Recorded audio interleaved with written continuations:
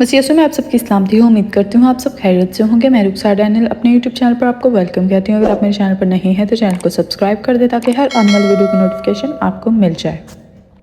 हम बाबुल की नदियों पर बैठे और सयून को याद करके रोए। वहाँ बेत के दरख्तों पर उनके वस्त में हमने अपने सितारों को टांग दिया, क्योंकि वहाँ हमको असीर करने वालों ने गीत गाने का हुक्म दिया और तबाह करने वालों ने खुशी करने का। और कहा, सयून के गीतों में से हमको कोई गीत सुनाओ, हम परदेस में खुदावंद का गीत कैसे गाएं। ऐ यरूशलम, अगर मैं तुझे भूलूं तो मेरा दाहिना हाथ अपना हुनर भूल जाए। अगर मैं तुझे याद ना रखूं, अगर मैं यरूशलम को अपनी बड़ी से बड़ी खुशी पर तरजीह ना दूं, तो मेरी ज़ुबान मेरे तालू से चिपक जाए। ऐ खुदावंद, यरूशलम के दिन को बनी अदूम के खिलाफ याद कर, जो कहते थे उसे ढा दो, इसे बुनियाद तक ढा दो।